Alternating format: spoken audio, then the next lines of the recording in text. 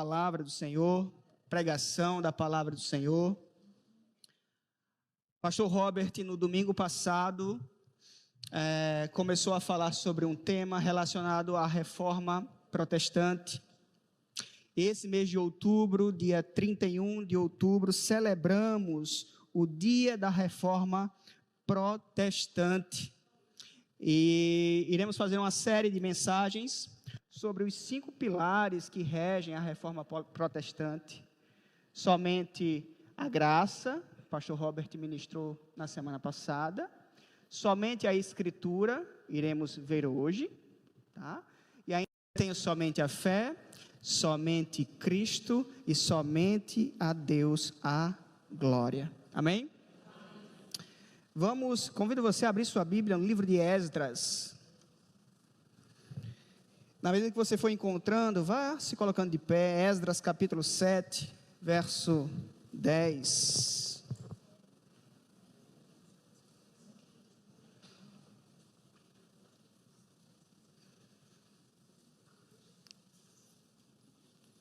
Esdras capítulo 7, verso 10.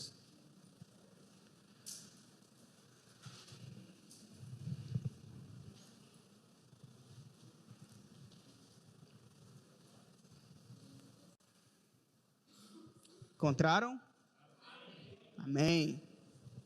Esdras 7:10 diz assim, Sagrada Escritura: porque Esdras tinha disposto o coração para buscar a lei do Senhor e para cumprir e para ensinar em Israel os seus estatutos e os seus juízos. Novamente, porque Esdras tinha disposto o coração para buscar a lei do Senhor e para cumprir e para ensinar em Israel os seus estatutos e os seus juízos. Aleluia.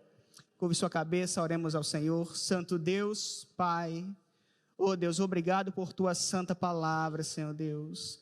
Pedimos que ela encontre nesse momento morada em nossa mente e em nosso coração, Senhor Deus. Fala conosco, nos ensina aquilo que tu queres nos ensinar, trata o nosso coração para a tua glória. Assim nós te oramos. Amém. Amém.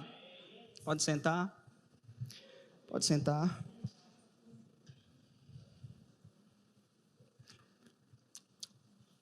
Como falei anteriormente, queridos, a reforma protestante, a espinha dorsal da reforma protestante está nas 5 solas, ou nos 5 somentes.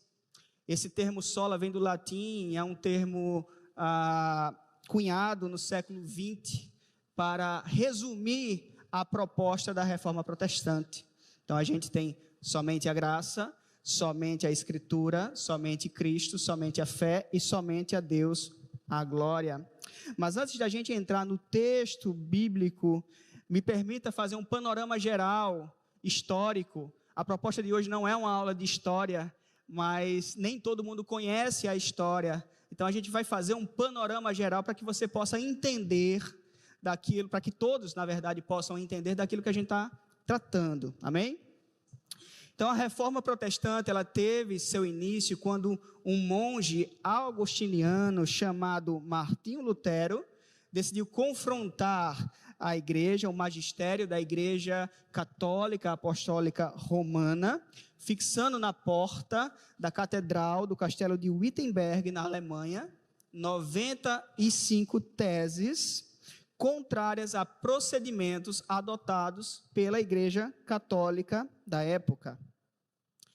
Antes de Lutero, já haviam alguns teólogos que questionaram algumas práticas da igreja católica apostólica romana. E eu vou destacar aqui pelo menos 2, para que a gente não possa ser enfadonho na questão histórica.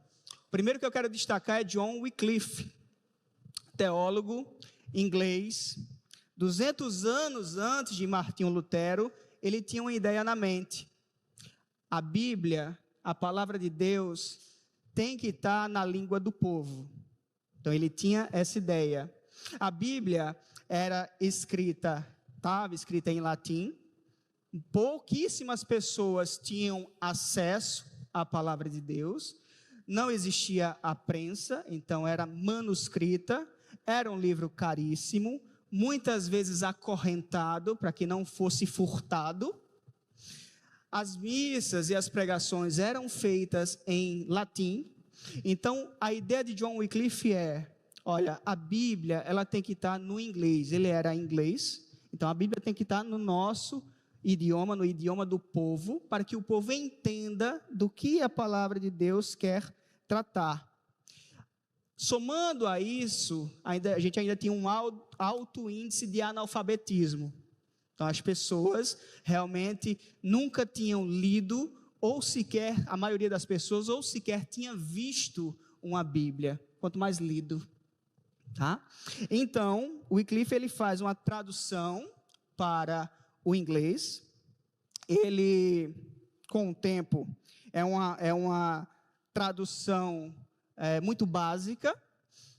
Ele falece, 64 anos, ele morre aos 64 anos, melhor dizendo, e anos depois, 42 anos depois da sua morte, a igreja, ele condena ele por heresia, ele é desenterrado, os ossos desenterrados, são queimados os ossos e jogados no rio, por heresia, por ele querer que a Bíblia estivesse na língua do povo. Outro antecedente da reforma é Jan Hus, esse cerca de 100 anos antes de Martinho Lutero. Jan Hus foi influenciado pelo trabalho de John Wycliffe. Então, o que John Hus diz? Ele defende que a Bíblia é a autoridade máxima, acima da tradição da igreja e acima do Papa. Então, ele criticava a corrupção da igreja na época, ele criticava a venda de indulgências por parte do clero, propondo que a igreja fosse uma igreja próxima do povo, uma igreja que falasse a língua do povo. E suas principais acusações contra a igreja era a venda de perdão pelos pecados, a venda de indulgências em troca de perdão dos pecados, o desvio da doutrina da igreja em relação ao benefício material, e também defendia a pregação da palavra em sua língua local, onde quer que essa palavra fosse pregada. Em 1415, Jan Hus é condenado pela igreja por heresia. Ele foi amarrado em estaca, acima de uma fogueira e convidado a se retratar. Por não se retratar, ele foi queimado vivo. E enquanto ele era queimado vivo, ele cantava um hino que dizia: Cristo, Filho do Deus vivo, tenha misericórdia de nós. Esse é o contexto. Esse é o contexto. Esse é o que a história nos conta. Para aumentar os recursos financeiros da igreja, o pastor Robert trouxe no domingo passado a construção da Basílica de São Pedro. Então, para aumentar os recursos financeiros da época, a igreja vendia indulgências. E o que é indulgências? Indulgências é um documento assinado pelo Papa, pelo arcebispo ou pelo bispo da região que perdoava os pecados em vida das pessoas, ou reduzia o tempo de purgatório das almas dos mortos. Tá?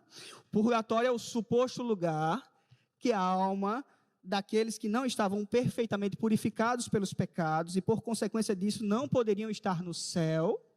Então, eles ficavam nesse lugar e, para reduzir o tempo deles de sofrimento no purgatório, era pago a indulgência, e ao assinar, ao ter a carta, aquela alma saía do purgatório e iria para o céu.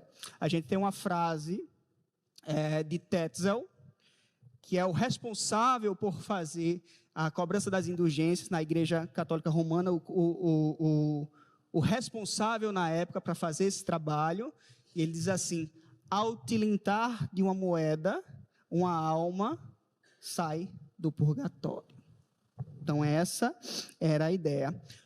Outra prática comum para a época era o comércio de relíquias sagradas, para benefícios milagrosos. Então você comprava uma relíquia e você tinha uma cura, um benefício, um suposto benefício.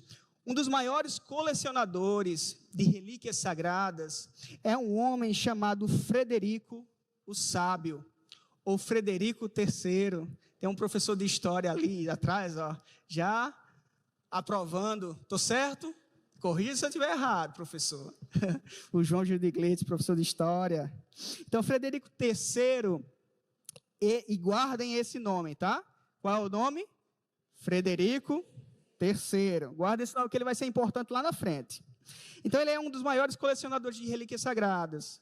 Ele tinha cerca de 19 mil peças entre a coleção dele de relíquias sagradas. E eu separei algumas peças aqui bem curiosas do que ele tinha. Ele tinha um galho da sarça ardente de Moisés. Ele tinha um polegar da Santa Ana, mãe da Virgem Maria. Ele tinha um feno da manjedoura. Ele tinha leite do seio de Maria. Ele tinha fragmentos dos panos que envolveram Jesus quando bebê. Ele tinha fragmentos da cruz, fragmentos da manjedoura. Ele tinha parte da coroa de espinhos. Ele tinha um fio de cabelo de Maria Madalena. Ele tinha dentes e ossos de vários santos. Ele tinha uma pena do anjo que anunciou o nascimento de Jesus. E conta a história que ele tinha esterco do burro de Belém.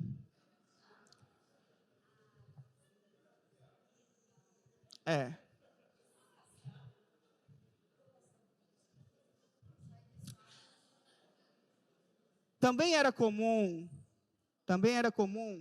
a venda de cargos eclesiásticos e bênçãos. Um dos casos mais comuns foi do arcebispo Alberto de Brandemburgo. Alberto, que já era bispo de outras duas dioceses, desejava o posto de acumular mais poder e mais renda. Então ele quis se tornar arcebispo de uma cidade chamada Mainz. Então ele precisou pagar uma quantia alta à Cúria Romana para ser arcebispo dessa cidade, e para cobrir tal dívida, o Papa Leão X autorizou ele a cobrar indulgências naquela região em seu território.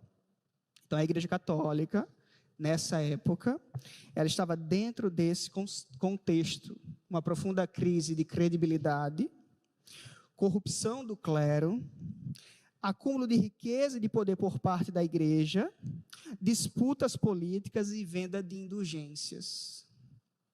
Esse era o contexto. Ao fixar as 95 teses na porta da igreja do Castelo de Wittenberg, Martinho Lutero dá início ao movimento que denuncia todas essas práticas, denuncia e condena todas essas práticas. E ele condena e denuncia não por suas próprias convicções, mas pelo que a palavra de Deus diz. Ele condena a partir da observação das Escrituras. Porque para Lutero, a Bíblia, a palavra de Deus, estava acima da tradição da igreja e acima do Papa. E essa é uma característica de nós, protestantes.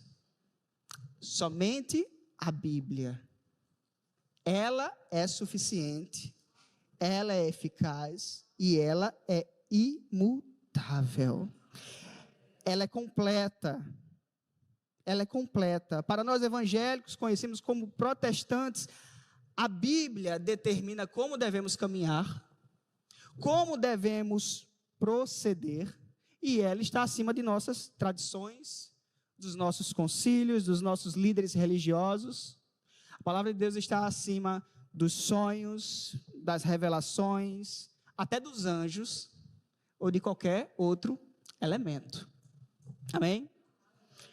No quanto denominação, Igreja Bíblica Semear, IBS, carregamos em nosso nome, Igreja Bíblica. Podemos afirmar, juntamente como outras denominações históricas e tradicionais, como os batistas, os presbiterianos, os assembleanos, os congregacionais, que somos, em alguma medida, herdeiros da reforma protestante. Se você ler, por exemplo, o nosso documento, o nosso estatuto oficial de nossa denominação, que fala quem somos, na página 6, o item 4, sobre nossas doutrinas centrais, nos vai dizer o seguinte, preste atenção. Cremos na doutrina do Deus único e trino, criador e sustentador de todas as coisas, do pecado original e da corrupção total do homem, da salvação exclusivamente pela graça, mediante a fé em Cristo, de que Jesus é o próprio Evangelho, o Deus encarnado, nascido de uma virgem, nosso único e suficiente mediador e salvador. Cremos que ele foi morto, ressuscitou ao terceiro dia, ascendeu aos céus e foi conduzido ao seu lugar de glória e retornará para buscar a igreja, a sua igreja, do juízo final e da inspiração das sagradas escrituras, validadas por nós como regra única de fé e prática. Glória a Deus por isso. A palavra de Deus é nossa única regra de fé e prática. Então, se você faz parte desse aprisco, se você é ovelha, rebanho desse lugar, ou se nem não, você apenas está visitando, mas é um cristão autêntico, eu quero convidar você para uma seguinte avaliação. E aí a gente acaba parte do contexto histórico e vai para a aplicação da palavra. Qual é a avaliação? Algumas perguntas. O seu coração tem sido um coração bíblico? Porque é muito fácil a gente rir da situação ou do contexto, a gente acha absurdo do que a Igreja Católica fazia, mas a gente tem que olhar para a nossa vida e avaliar, o nosso coração tem sido bíblico ou o nosso coração tem precisado de uma reforma urgente?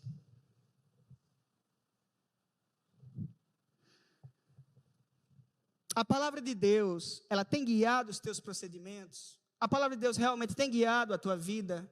Você tem observado a palavra e, assim como Esdras, tem buscado conhecê-la, cumpri-la e ensiná-la? Ou não?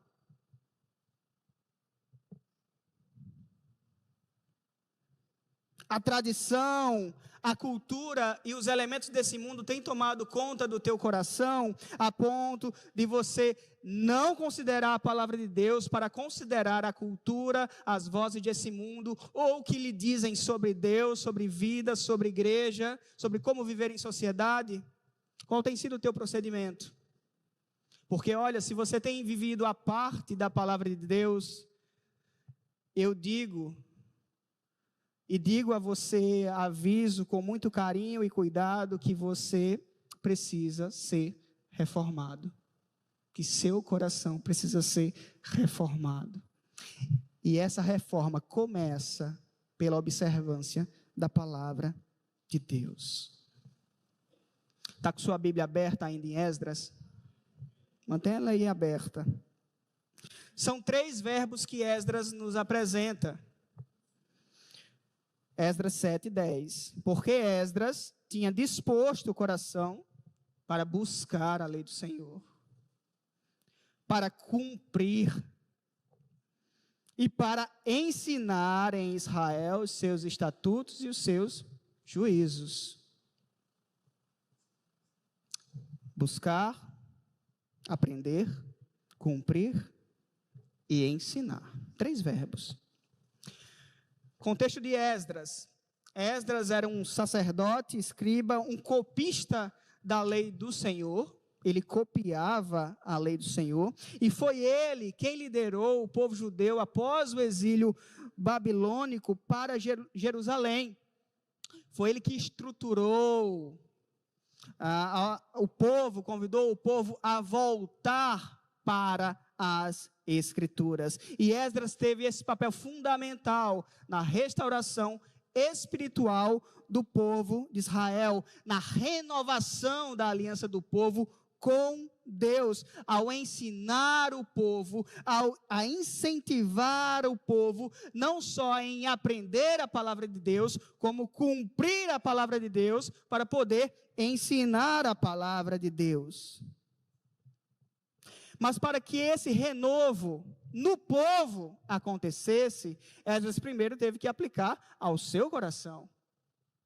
Esdras dispôs o seu coração, a disponibilidade do coração de Esdras em aprender, cumprir e ensinar. E a primeira coisa que a gente aprende, queridos, a primeira lição que a gente aprende é que a gente precisa ter um coração disposto a aprender. Coração disponível a aprender.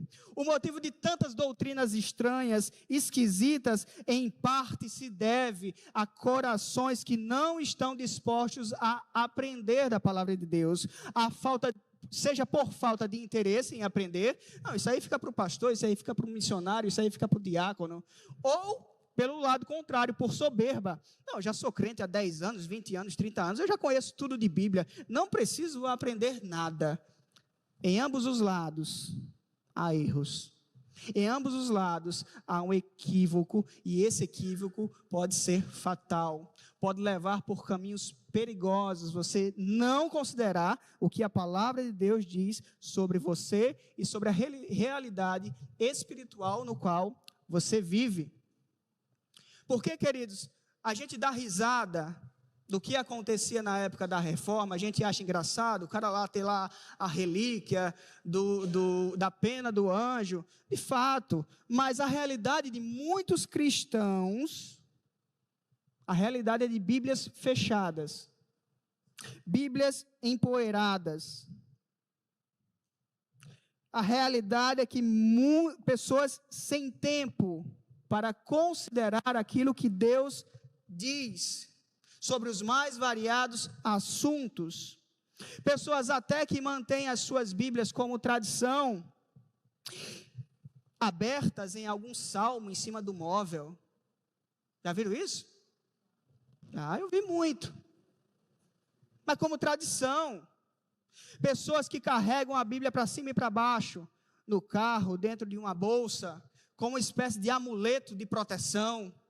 Vou carregar aqui a Bíblia para nada de mal me acontecer. E a Bíblia, meus queridos, ela precisa estar aqui. E aqui. Ela precisa estar na sua mente e no seu coração. Ela não vai fazer a diferença aberta lá no Salmo 91, no móvel da sua casa. Não vai fazer absoluta diferença. Ela só vai pegar poeira. E a palavra de Deus não foi feita para ser objeto de decoração, nem muito menos amuleto da sorte. A palavra de Deus foi feita para te salvar. É a revelação de Deus para a tua vida, a revelação específica de Deus para a tua vida, para te conduzir ao céu. Não é objeto de decoração, não é amuleto da sorte em hipótese alguma. Outros carregam sua Bíblia em smartphones. Eu não sou contra, mas o problema é que esse smartphone parece só, esse app do smartphone parece só funcionar no domingo à noite. E olhe lá, quando vem.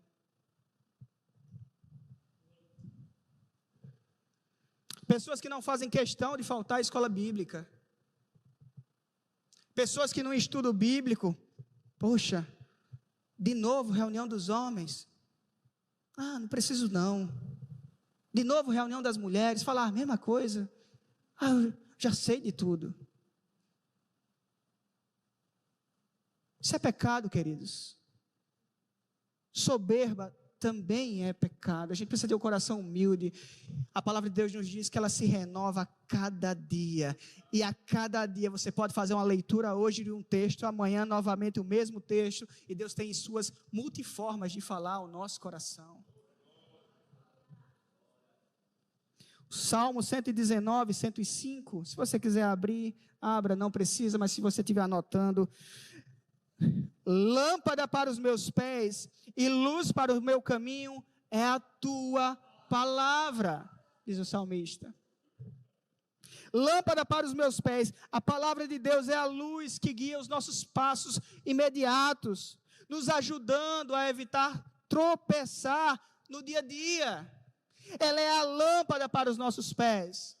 Ela é a luz para o nosso caminho de forma mais abrangente, de forma mais ampla. A palavra de Deus é o farol que clareia toda a nossa jornada da vida, oferecendo a todo cristão sair da escuridão, oferecendo a todo cristão direção, propósito em meio às incertezas da vida. É pela palavra de Deus que Rihanna pode confiar. Não é fruto só da sua imaginação, é porque ela leu, creu. Estamos aqui porque lemos a palavra de Deus em português. Ela penetrou em nosso coração, a gente creu na mensagem do Evangelho, a gente entregou a nossa vida a Cristo. É por isso que a gente vem cultuá-lo, porque a gente tem certeza daquilo que Deus fez por nós.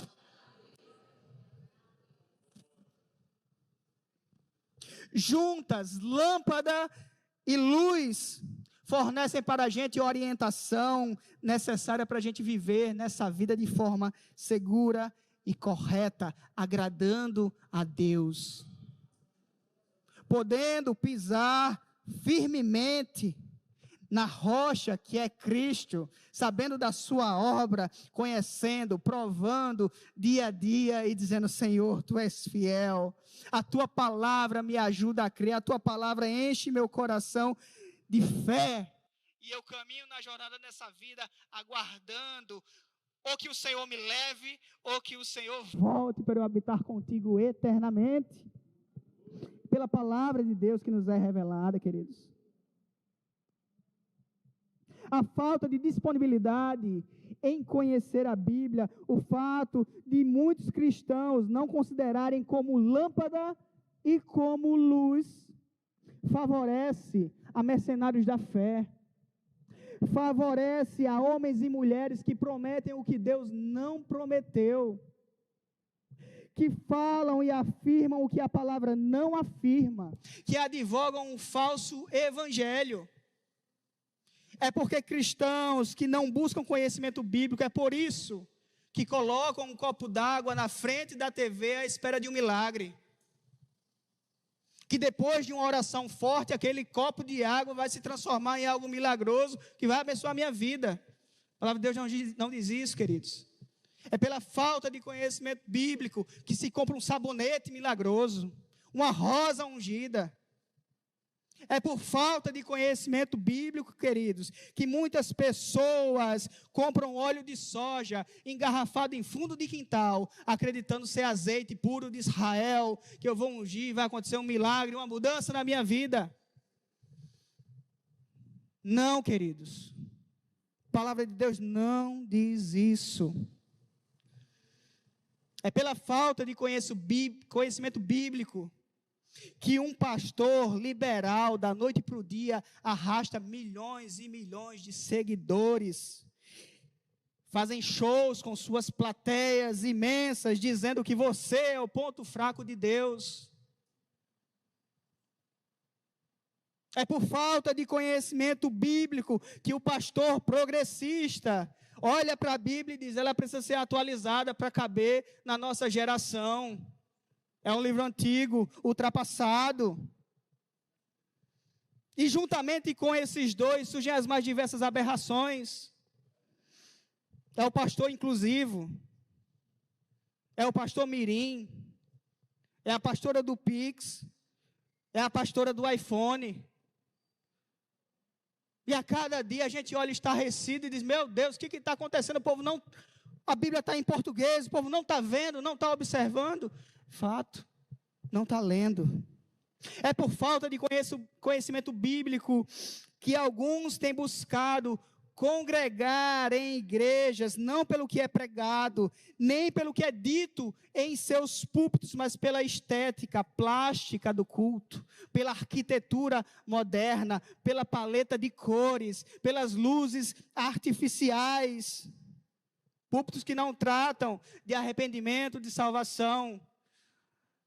Mas é bonito, é plástico, é interessante, é moderno. Para a vergonha da igreja protestante,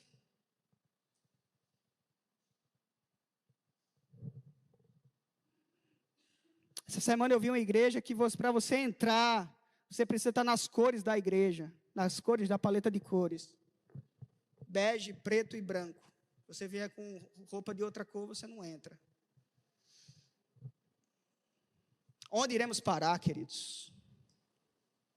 Oséias 4:6.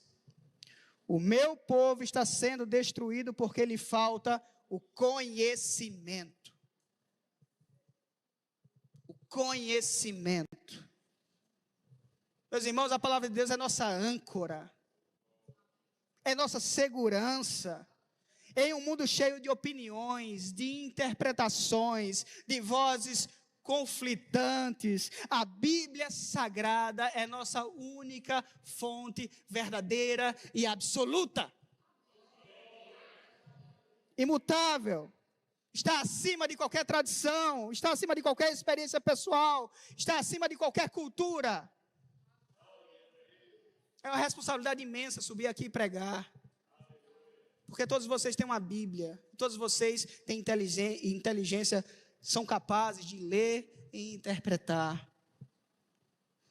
Eu, Diácono Júnior, Pastor Robert ou qualquer outro que subir aqui, são homens falíveis, que podem errar, que podem ter interpretações diferentes. Mas a palavra de Deus não, ela é infalível, imutável. E no dia que eu estiver pregando aqui algo fora da palavra de Deus, pode me retirar daqui. E me retirem. Se isso um dia acontecer, que Deus me livre e que Deus os livre.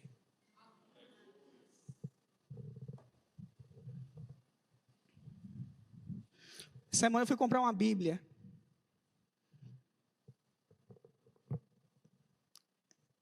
Encontrei ela em português. Glória a Deus por isso. Você tem uma Bíblia em português? Glória a Deus. Custou muita gente na fogueira, viu? Você tem um tesouro em casa. Mas entre as opções eu tive que escolher entre a revista atualizada, a revista corrigida, na linguagem de hoje, a Almeida atualizada, a NVI, a BKJ, a Bíblia da Mulher, a do Homem, a dos Jovens, a em quadrinhos, a Minecraft.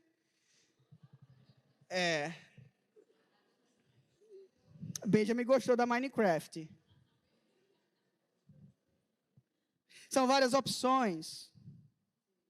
Mas mais do que ter uma Bíblia impressa, você, volta a dizer, você tem que ter uma Bíblia no seu coração. Mais do que ter uma Bíblia estilosa, você precisa ter um coração disposto a aprendê-la. Assim como Esdras. Para verificar se o que o pregador está pregando nesse púlpito bate com o que as Escrituras dizem. A gente precisa aprender muito com os bereanos, com o povo de Bereia. Paulo está lá pregando. Tá certo, Paulo. Pregou, deixa eu conferir aqui. Eu vou para casa, eu vou conferir aqui se isso aqui está batendo, Paulo. Beleza, Paulo. No outro dia, Paulo está batendo, Paulo. Pode prosseguir. Está batendo. A gente precisa conferir. Testemunho de Lutero. Lutero vai dizer o seguinte.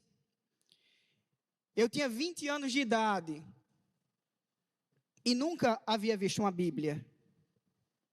Eu pensava que não havia evangelhos nem epístolas, salvo aqueles escritos nas missas dominicais. Por fim, Encontrei uma Bíblia na biblioteca e imediatamente a levei comigo para o mosteiro. Comecei a ler, reler e ler novamente. Sede. Sede.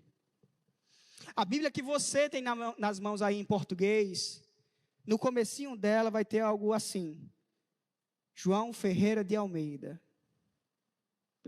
Depois você confere. Tem ali João Ferreira de Almeida. Ou versão Almeida. Versão A Almeida. João Ferreira de Almeida. Quem foi esse camarada? Nascido em Torres de Tavares, em Portugal. Em 1628, em uma família católica, aos 14 anos, ele foi enviado para uma missão na Batávia, na Ásia, a atual Jakarta, capital da Indonésia. Aos 16 anos, ele se converte ao protestantismo, influenciado pela obra de Lutero.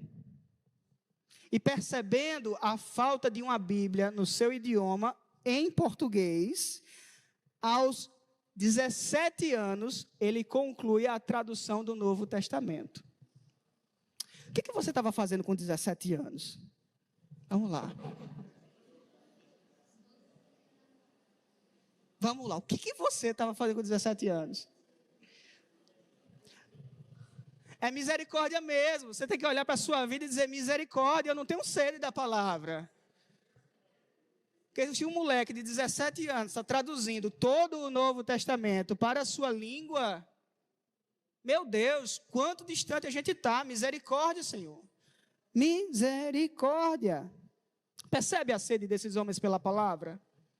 Percebe a necessidade de conhecer a Deus e a sua vontade? Segundo Pedro 1:21 vai dizer assim: pois a profecia nunca foi produzida por vontade de homem algum,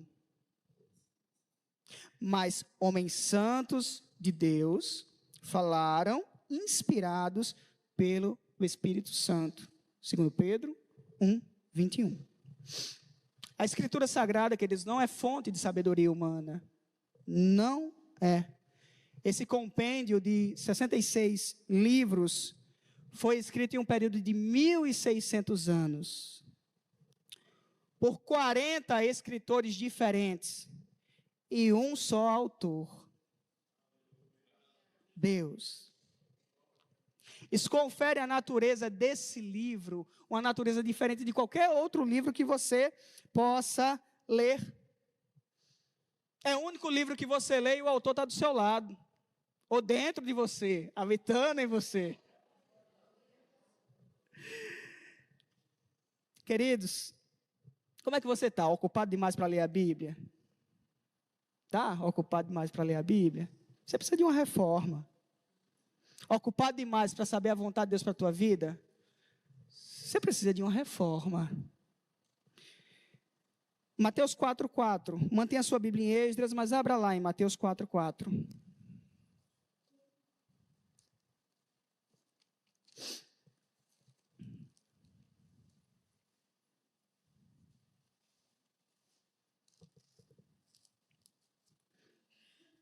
Vamos ler do 1 ao 4?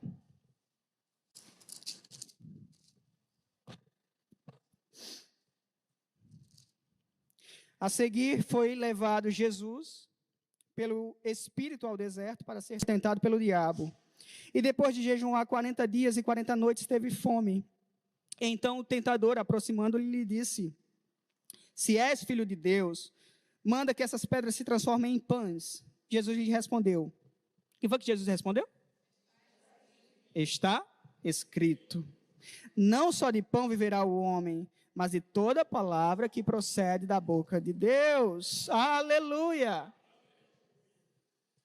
Queridos, o diabo usa de distorções da própria palavra para nos arredar, para esfriar a nossa fé, para nos afastar do próprio Deus. E a gente precisa estar em sintonia com a palavra de Deus para que a gente possa dizer: não, está escrito diferente, está escrito isso. A gente precisa ter essa ousadia e esse conhecimento. Se a Bíblia é a palavra de Deus, assim como a gente crê que ela é, o nosso coração precisa estar disponível em conhecê-la, porque estamos lendo as palavras do próprio Criador. Cada verbo, cada frase, cada oração tem o hálito de Deus. Palavras sopradas por Deus. Mas ler por ler também não significa nada. Preciso ler, preciso ter um coração disposto a cumprir. E esse é o nosso segundo ponto, e eu vou correr que a hora se passa. Segundo ponto, coração disposto a cumprir. A palavra de Deus não é apenas uma letra fria. O poder do Espírito Santo, que habita em nós, que habita no cristão, no crente em Jesus, torna essas palavras vivas e eficazes, criando em nosso coração uma fé que nos leva à obediência em nossos corações. Eu pedi para vocês guardarem um nome, não foi? Qual foi o nome? Frederico III. Muito bem. Em 1521, cerca de 4 anos depois de Lutero ter fixado as 95 teses na porta da Catedral de Wittenberg, aconteceu a dieta de Worms, ou Worms. E dieta aqui não é nada relacionado a emagrecimento, tá? Dieta é um parlamento, uma assembleia convocada pelo Papa Leão X, realizada na cidade de Worms, na Alemanha. Era uma pequena cidade neutra. Lutero estava sendo acusado de heresia. Ele não podia ir para essa assembleia em Roma. Então encontram essa cidadezinha pequena, singela, para que ele vá até lá para ser ouvido pela cúria romana em relação às suas 95 teses. É concedido um salvo-conduto a ele de 21 dias, para que ele possa fazer essa viagem, sem que ninguém pudesse tocá-lo, prendê-lo, matá-lo, para que ele pudesse fazer essa defesa. Então, essa assembleia acontece pela presidência do imperador da Espanha, Carlos V, e Lutero vai até lá, a convite das autoridades romanas, e nessa dieta, nessa assembleia, ele é convidado a se retratar das 95 teses, sob pena de morte. E diante dessa pressão, Lutero vai responder o seguinte, vejam só: a menos que eu seja convencido pelas Escrituras e pela razão pura, e já que não aceito a autoridade do Papa e dos concílios, pois eles se contradizem mutuamente, minha consciência é cativa à palavra de Deus. Eu não posso e não vou me retratar de nada, pois não é seguro nem certo ir contra a consciência. Deus me ajude. Amém. O que acontece depois? Deus o ajudou.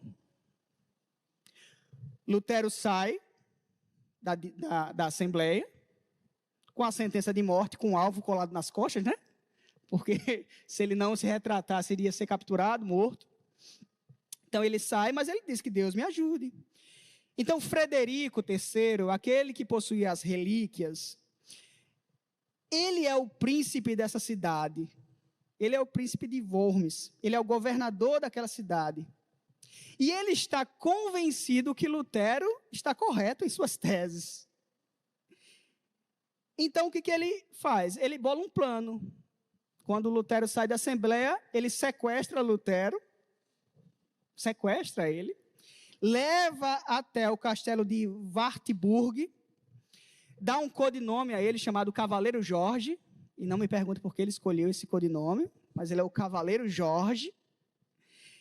E lá, nesse castelo, Lutero traduz o Novo Testamento completinho para o alemão em 11 semanas. Que obra extraordinária. A gente em português não consegue ler o Novo Testamento em 11 semanas. Que vergonha. Imagina traduzir. Sem contar que a língua alemã não era uma língua fechadinha. Então, Lutero, ele é responsável por toda a gramática alemã. Ele constrói a língua alemã em 11 semanas. Uma frase curiosa dele é que ele diz: como é difícil fazer Isaías falar alemão. Por conta da construção das frases de Isaías. O que a gente aprende com isso, queridos? Não importa o que as leis dos homens, não importa o que a cultura ou a sociedade disser, a sua consciência tem que estar cativa à palavra de Deus. Mesmo que isso lhe custe ser cancelado nas redes sociais. Amém. Mesmo que isso lhe custe ser lançado em uma fogueira. Cadê o amém? Amém. Mesmo que isso lhe custe amigos. Mesmo que isso lhe custe parentes. Mesmo que isso lhe custe um emprego. Sua mente está cativa à palavra.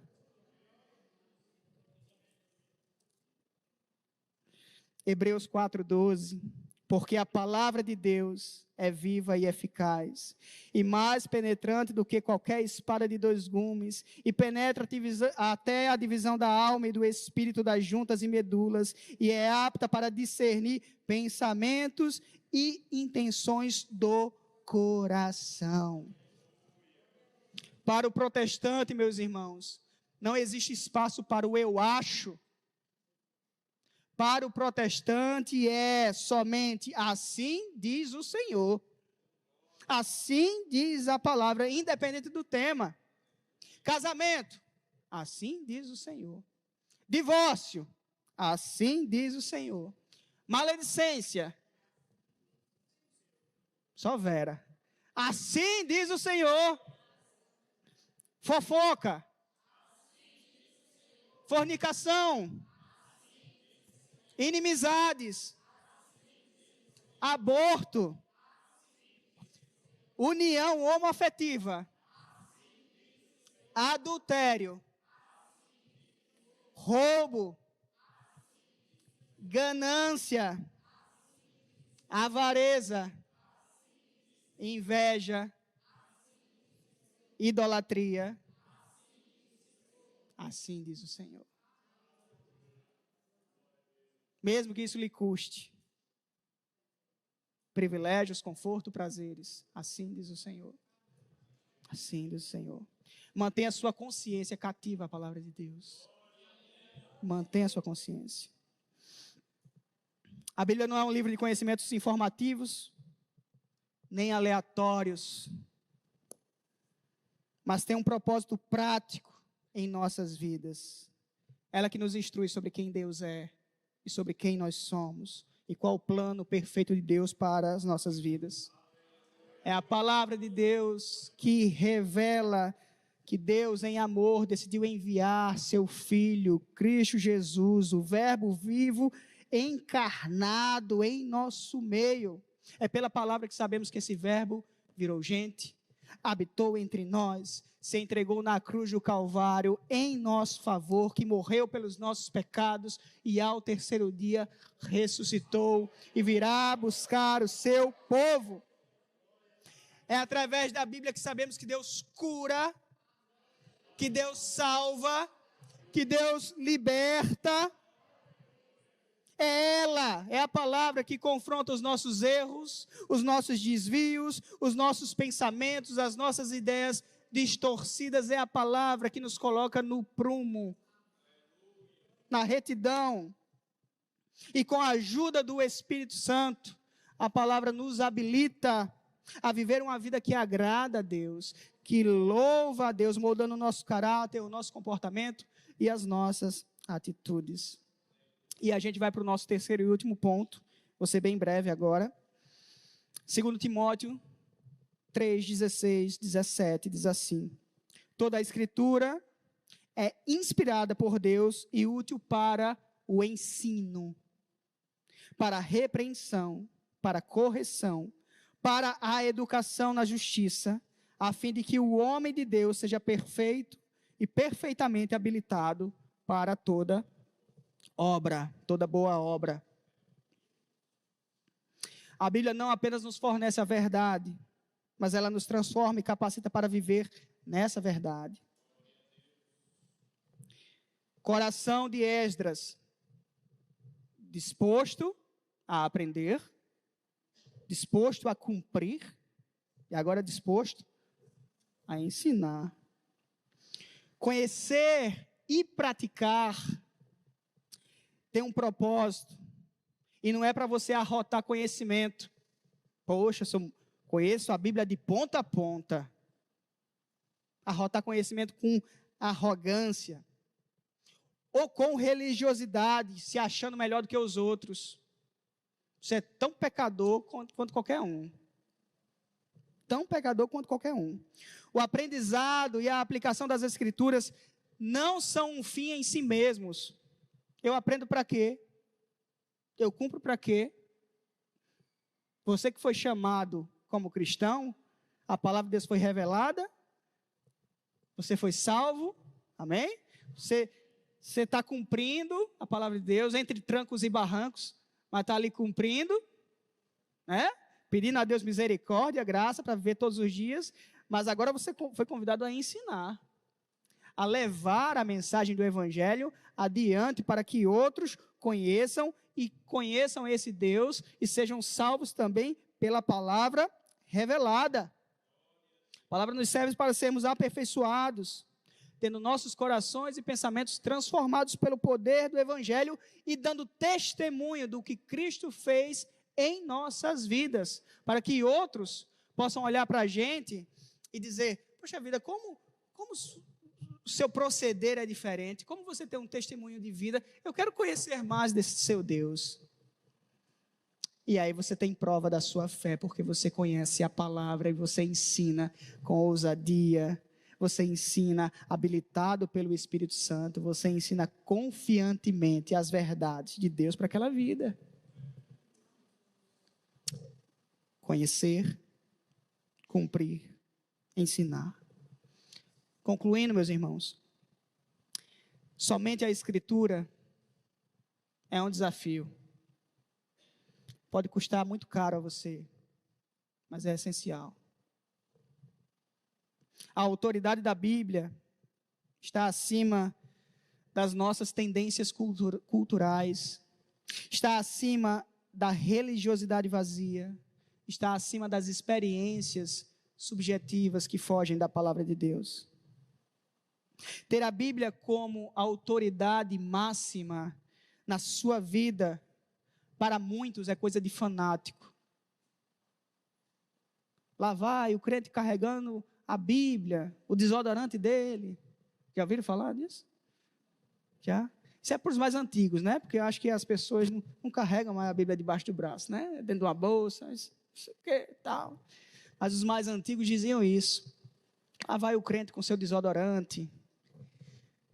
Que desodorante precioso. Que coisa preciosa temos em nossas mãos. Deixa eu ser fanático. Deixa eu ser fanático. Para aqueles que provaram do verdadeiro amor de Deus, podem falar assim como o apóstolo Paulo: não me envergonho do evangelho de Cristo, pois é poder de Deus para a salvação de todo aquele que nele crê. Romanos 1,16. Então, meus irmãos, se arrepende. Prioriza a palavra de Deus, prioriza em ler, em conhecê-la e cumpri-la. Para de negligenciar a escola bíblica. Para de gastar teu tempo com coisas frívolas da internet.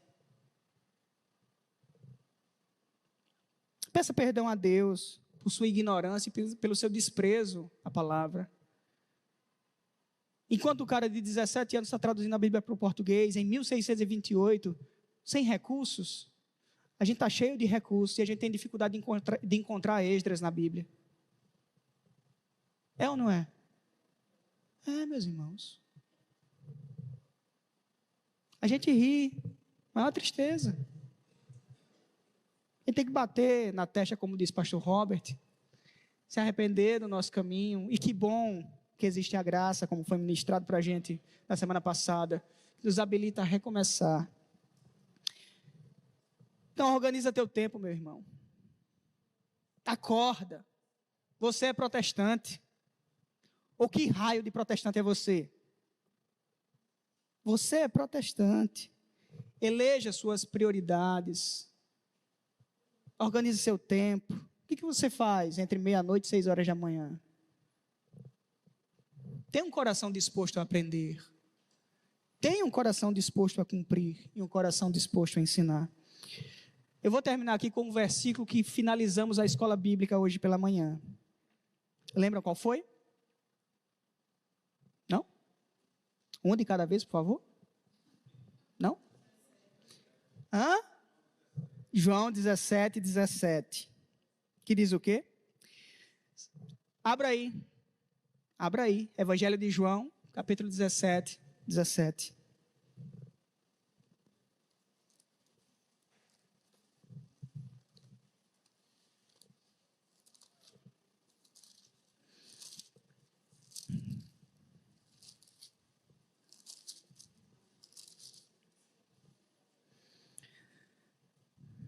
Podemos ler?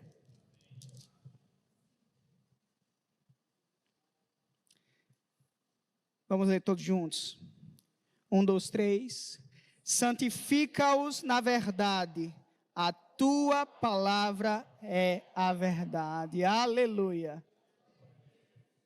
Que a nossa oração possa ser essa. Me santifica, Senhor, na verdade, porque a tua palavra é a verdade. Antes de ficar arrotando aí da reforma protestante, tem alguns que não têm sabedoria alguma, ficam falando mal dos católicos. Olha para o teu umbigo. Olha como você está levando sua vida cristã de protestante. Para ver se o orgulho não dominou teu coração e você está desprezando a palavra de Deus. Se arrepende e volta. E diz: santifica, Senhor Deus. Me santifica por tua palavra, porque a tua palavra é a verdade. Amém? Vamos ficar de pé, vamos orar.